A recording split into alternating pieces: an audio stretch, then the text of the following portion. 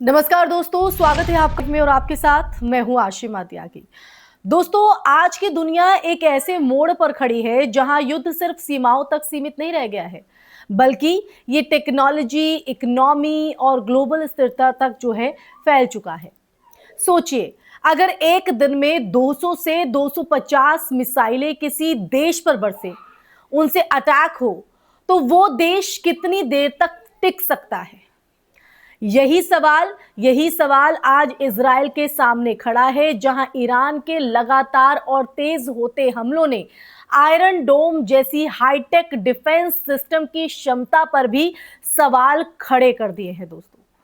तो आज हम इसी संदर्भ में बात करेंगे। तो दोस्तों, चर्चा को आगे बढ़ाते हैं और इस पूरे मामले को समझने की कोशिश करते हैं इस चर्चा के माध्यम से, क्योंकि ईरान जिस तरह से लगातार सामना कर रहा है, उसके बाद अब इजराइल के लिए स्थिति चुनौतीपूर्ण है।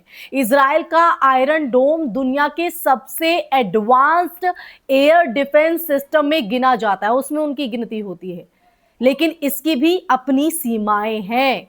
ये सिस्टम अगर देखा जाए मुख्यतः तो छोटे और मध्यम दूरी की जो रॉकेट्स हैं उनको इंटरसेप्ट करने के लिए डिजाइन किया गया है। जब एक साथ सैकड़ों मिसाइलें छोड़ी जाती हैं तो इसे सैचुरेशन अटैक कहा जाता है, यानी इतनी ज्यादा संख्या की सिस्टम ओवरलोड हो जाए। और यही रणनीति ईरान अपनाता हुआ दिख रहा है। अगर 200 से 250 मिसाइलें एक दिन में आ रही हैं तो उनमें से कुछ का बच निकलना लगभग तय है। और वही मिसाइलें सबसे ज्यादा तबाही मचाती हैं। इजराइल के पावर प्लांट पर हमला इस बात का संकेत है कि अब टारगेट सिर्फ सैन्य ठिकाने नहीं, बल्कि नागरिक और आर्थिक इंफ्रास्ट्रक्चर भी है। पावर प्लांट किसी भी देश की जीवन रेखा होते हैं दोस्तों। बिजली ठप होने का मतलब है कि अस्पताल, ट्रांसपोर्ट, कम्युनिकेशन, सब पर असर। हमले के बाद उठता हुआ धुएं का जो गुबार है वो सिर्फ एक विस्फोट का दृश्य नहीं रह जाता है, सिर्फ वो तस्वीर नहीं है, बल्कि अगर देखें तो ये उस अस्थिरता का प्रतीक हो जाता है जो पूरे क्षेत्र में फैल रहा है। लेकिन मामला सिर्फ इजराइल तक सीमित नहीं है। खाड़ी देशों जैसे बहरीन, कुवैत और जॉर्डन पर भी हमलों की जो खबरें हैं वो इस बात की तरफ इशारा करती हैं कि ये जो संघर्ष है अब एक रीजनल वॉर का रूप ले सकता है। अगर ईरान इन देशों को निशाना बना रहा है तो इसके पीछे रणनीतिक कारण हो सकते हैं। और ये देश अमेरिका और पश्चिमी गठबंधन के करीबी माने जाते हैं। और इन पर हमला करना एक तरह से उस गठबंधन को चुनौती देना है दोस्तों, जहां पर यहां कहीं ना कहीं अगर देखा जाए तो एक चैलेंज करना है। अब यहां एक और महत्वपूर्ण पहलू है मिसाइल टेक्नोलॉजी का विकास। ईरान ने पिछले कुछ सालों में अपनी बैलिस्टिक और क्रूज मिसाइल क्षमताओं में भारी सुधार किया है। अब ये जो मिसाइलें हैं वो ज्यादा सटीक, लंबी दूरी तक मार करने वाली और कई मामलों में इंटरसेप्शन से बचने में सक्षम हो चुकी है। इसका मतलब ये है कि पारंपरिक डिफेंस सिस्टम को अब नए खतरे का जो सामना है वो करना पड़ रहा है। देखिए, इजराइल के लिए अगर बात करें तो चुनौती सिर्फ हमलों को रोकना नहीं है, बल्कि लगातार बढ़ते हमलों के बीच अपनी अर्थव्यवस्था और नागरिक जीवन को सामान्य बनाए रखना भी है। देखिए, हर मिसाइल इंटरसेप्ट करने की लागत बहुत ज्यादा होती है, कई हजार डॉलर प्रति इंटरसेप्टर, जबकि हमलावर मिसाइलें अपेक्षाकृत अगर हम देखें तो सस्ती हो सकती हैं। ये एक तरह का इकोनॉमिक वॉरफेयर भी है, जहां दुश्मन आपको आर्थिक रूप से कमजोर करने की कोशिश करता है। अब देखिए, दूसरी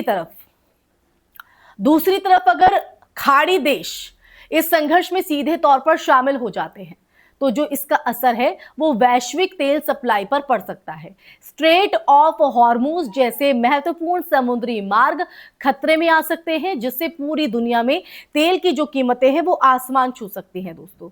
और इसका सीधा असर भारत जैसे देशों पर भी पड़ेगा जो तेल के लिए आयात पर निर्भर है।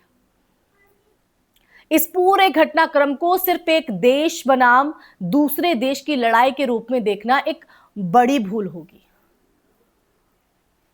ये दरअसल एक व्यापक भू राजनीतिक टकराव है जहां शक्ति संतुलन, टेक्नोलॉजी और आर्थिक हित एक साथ टकरा रहे हैं, एक साथ।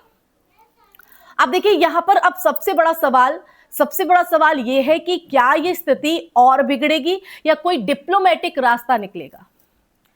क्योंकि अगर मिसाइलों की यह बारिश इसी तरह से जारी रही तो सिर्फ इजराइल या खाड़ी देश ही नहीं बल्कि पूरी दुनिया इसकी कीमत चुकाएगी। समझ रहे हैं आप? पूरी दुनिया को इसकी कीमत चुकानी पड़ेगी क्योंकि स्थिति जो है वो इस ओर जाती हुई दिखाई पड़ रही है और शायद इजराइल भी इस बात को समझ रहा है क्योंकि जो हालात है वो उसके लिए एक बेहद चुनौती और चैलेंजिंग पूर्ण है। तो आखिरकार ये संघर्ष हमें एक कड़वी सच्चाई को याद दिलाता है। तो ये संघर्ष हमें बहुत कुछ सिखाता है और इस कड़वी सच्चाई का मैंने जो जिक्र किया है वो ये कि आधुनिक युद्ध अब सिर्फ बंदूक और बॉर्डर की लड़ाई नहीं है बल्कि ये पूरी सभ्यता के ढांचे को हिला देने की क्षमता रखता है।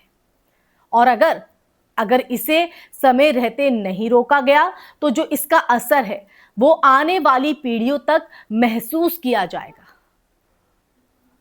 तो दोस्तों पूरा जो सिनेरियो है, जो हालात हैं इस वक्त इस युद्ध के चलते और इजराइल के सामने जो चुनौती है वो भी हमने आपको बताया। अब ये जो सच है ये कड़वा बेशक है लेकिन लाभदायक है अगर वक्त रहते हम इससे चेत जाएं। अब इजराइल इस चैलेंजिंग स्थिति को किस तरह से देखता है या कूटनीतिक रास्ते यहां पर अपनाता है, देखने वाली बात रहेगी। इसी के साथ इस चर्चा में फिलहाल के लिए बस इतना ही। ये चर्चा आपको कैसी लगी कमेंट सेक्शन में कमेंट करके दीजिएगा अपनी राय। फिर हाजिर होंगी ऐसी ही चर्चा लेकर, तब तक के लिए अपना ख्याल रखिए। जय हिंद, जय भारत, नमस्कार।